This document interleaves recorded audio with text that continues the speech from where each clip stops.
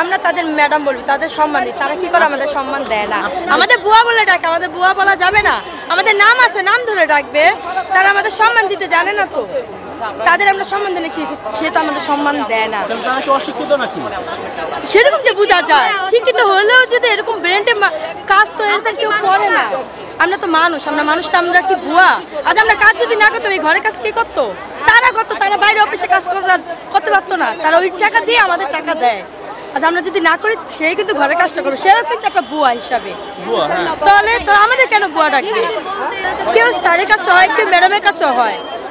স্যারেরাও মনে করেন গায়ে হাত তুলে, একটা গ্লাস যদি হাতে থেকে পড়ে, তার হাতে পড়লে কি সে কি কিছু বলতো?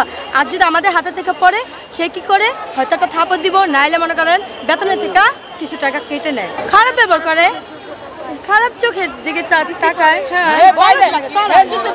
বাইরের জায়গা তখন তো তুই সামাবো না, আমাবো তখন আবার বিকালে যাই করতে হইবে কাজ।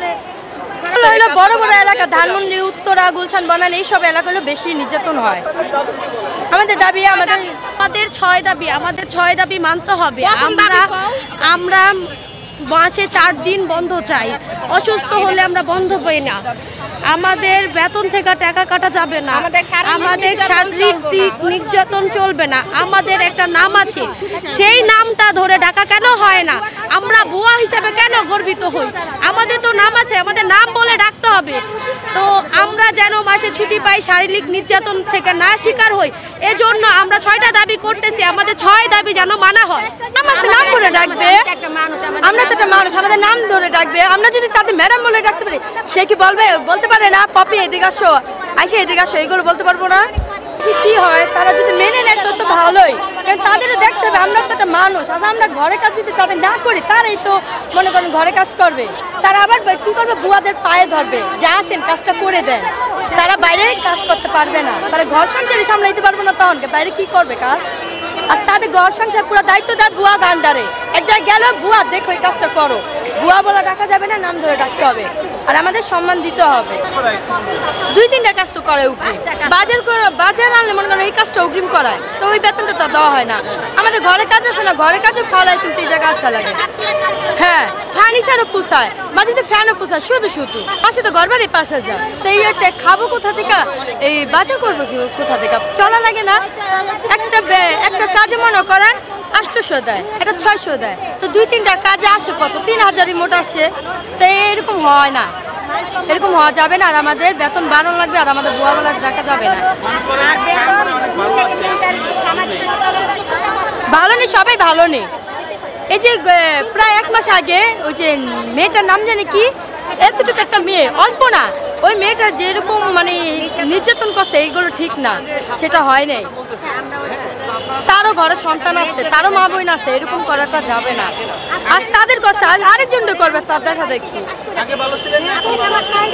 এখন কোথায় ভালো? এখন আরো যুগ খারাপ, যেমন মানে মানুষের ব্যবহারটা অনেক খারাপ। মানুষ মনে করে না, বেয়াদবি বেশি করে। আমাদের মানে মনে করে না যে আমরা মানুষ, আমাদের বুয়া বলে আরো বেশি অসম্মান করে। হ্যাঁ, টাকা না, তাহলে ভালো দৃষ্টিতে টাকায় যেন আমরা একটু সুস্থভাবে চলতে পারি। আমাদের সরকারের কাছে এটাই দাবি, যেন আমাদের একটা নির্দিষ্টভাবে একটা বেতন ভাতা দেওয়া হয়। কারণ যেহেতু আমাদের যেই বেতন পাই, এই বেতন দিয়ে আমাদের পরিবার চলে না। আর আমাদের যেই ছুটি ছাটাগুলি আছে সরকারিভাবে, সেই ছুটি ছাটাগুলো কিন্তু আমরা পাই না।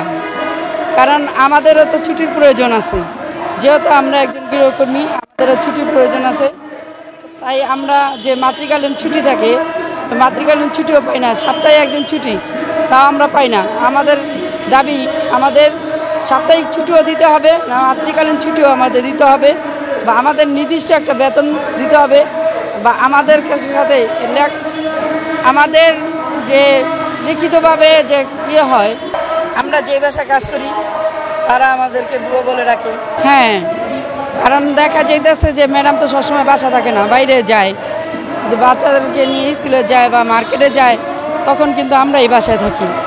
তখন কিন্তু সাহেবরা বলে চা বানাও, এটা করো, এটা করো, ওটা যদি এটা করে এনে দেই, তখন দেখা যাইতেছে যে আমাদের সাথে অন্য দৃষ্টিতে তাকায় বা অন্যভাবে কথা বলতে চায়।